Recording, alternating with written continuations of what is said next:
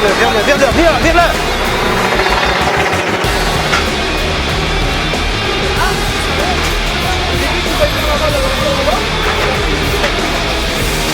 Les pilotes sont en état de choc.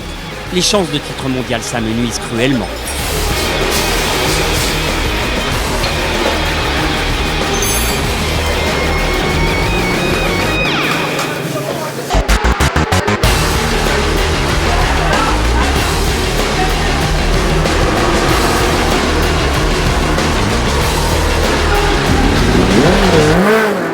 J'étais fou parce que je suis parti, donc voilà, et ce pneu-là que je ne connaissais pas. Quand on a fait le tour de chauffe avant le départ, il y avait beaucoup de vent et en fait ça a levé énormément de pollen sur la piste.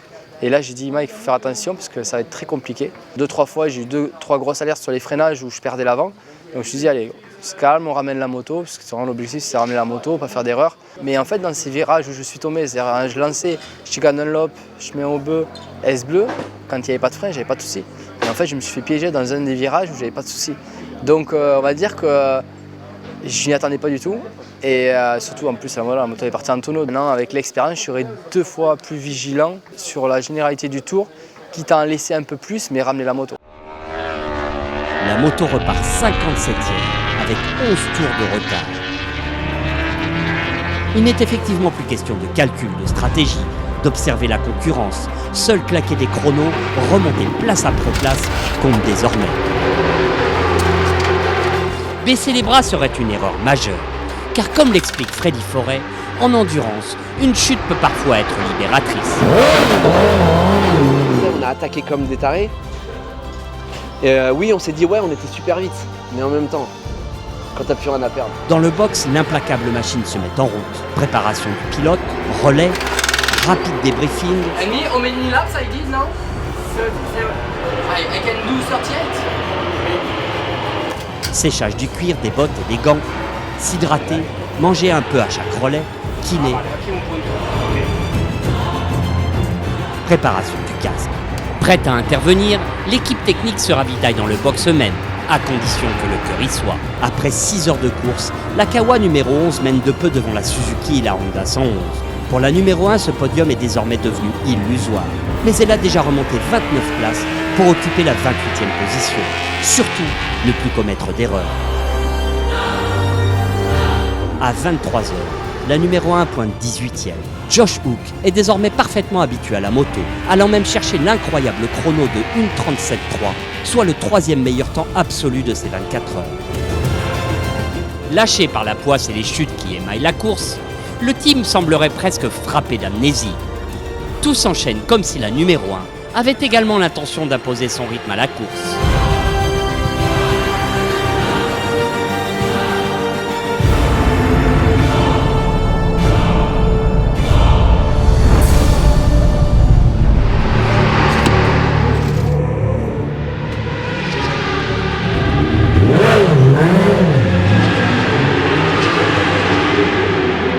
Passé minuit, le team connaît une petite alerte de frein.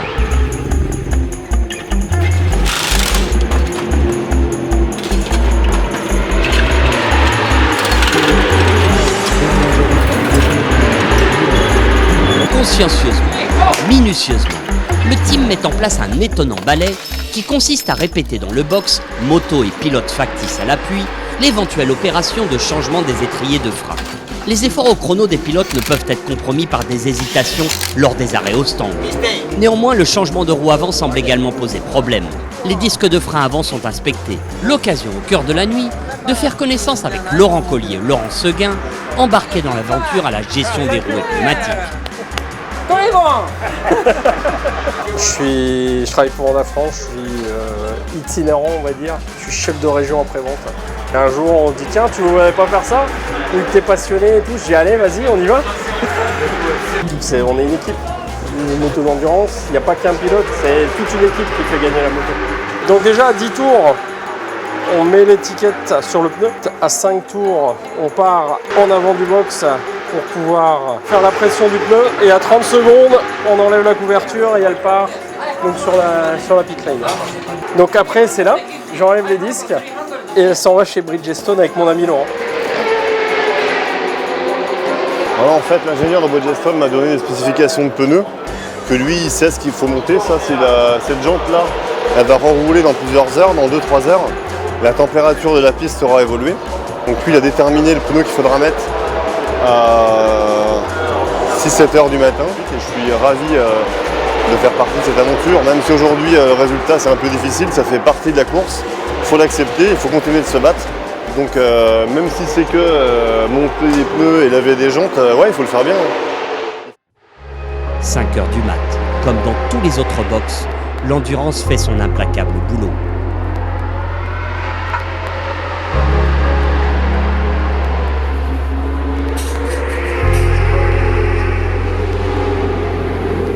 Seuls les pilotes semblent garder un peu de fraîcheur, que l'on ne retrouve pas vraiment 1 heure plus tard, au moment de se préparer à remonter à nouveau sur la moto. Réveil difficile pour Freddy Forêt. J'étais quand même vraiment en limite.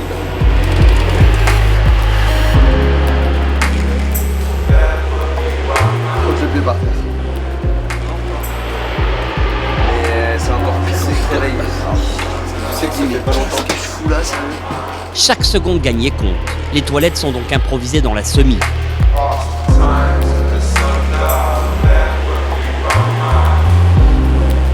Après un gros crash en 2011, Freddy a vécu de gros problèmes de concentration et n'a connu d'issue que grâce à des exercices sur ordinateur et d'oxygénation, que ce soit avant un relais ou dans la vie de tous les jours.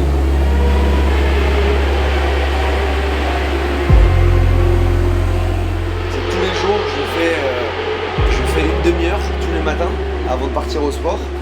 Ou alors je fais tous les 2 jours 1 heure sur mon vélo. Et un entraîneur et je fais ça.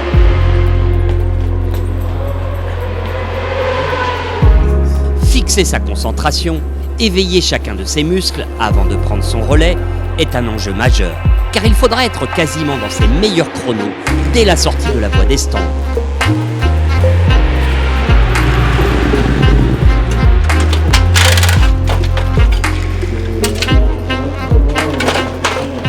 Les dixièmes de seconde se gagnent également dans ces moments-là, tout comme dans le dernier tour d'un relais où il s'agit de contrer un réflexe naturel qui fait que chaque pilote a tendance à baisser de rythme.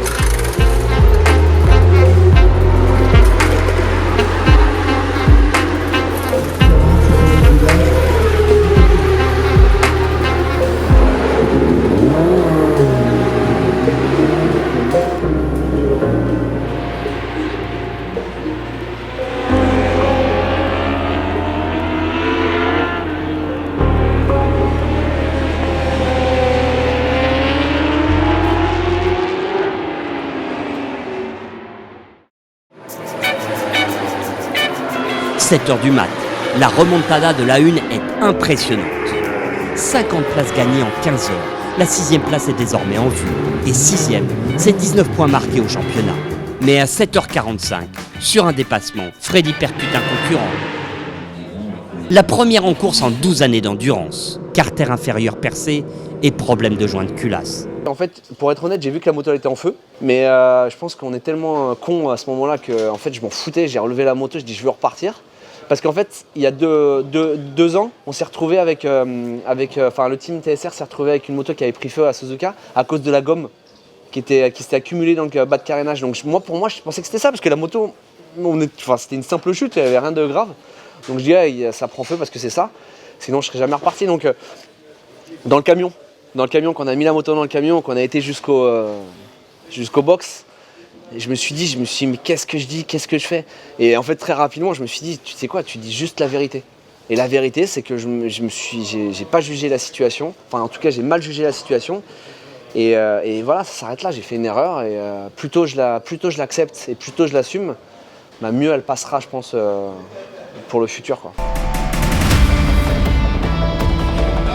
La numéro 1 revient meurtrie au box.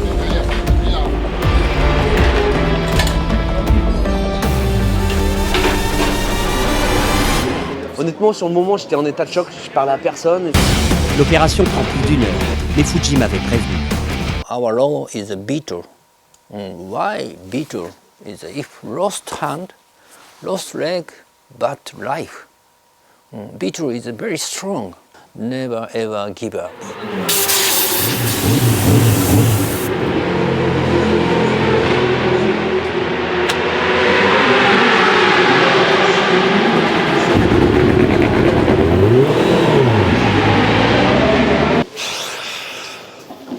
Ouais, franchement, on s'est mis, on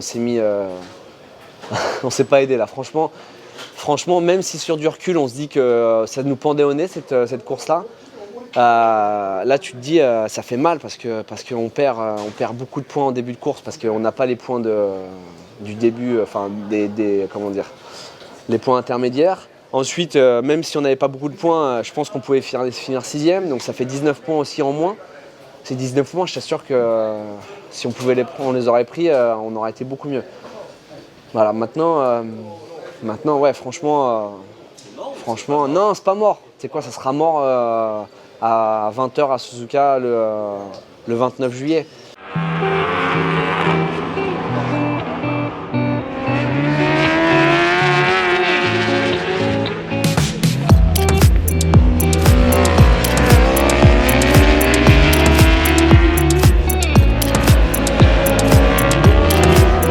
Arrivé en leader du championnat, la FCC TSR Honda France voit son avance réduite à néant et assiste, impuissante, au dernier rebondissement en piste.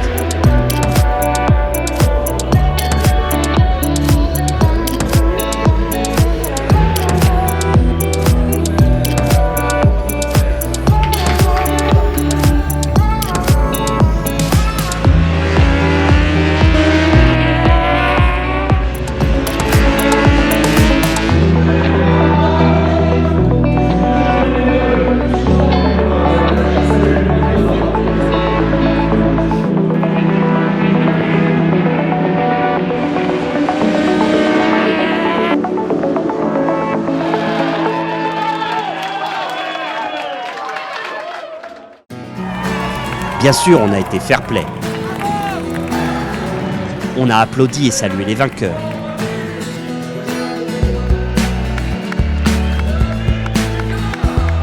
On s'est réconforté.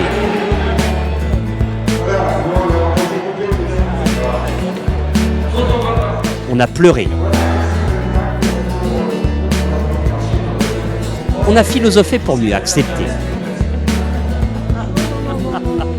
No, this is a race and motorcycle. Why I love you? I don't know, because I'm pretty. Fuck.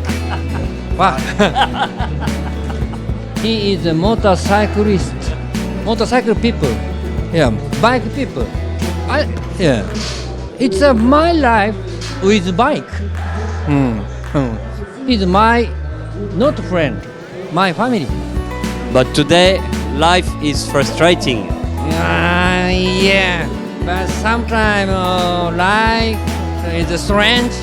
Yeah, today I go to health and heaven. Mais on s'est encore et surtout caché tout au fond de la semi pour masquer d'immenses regrets. Now only some regret. Just I'm not enough. Really?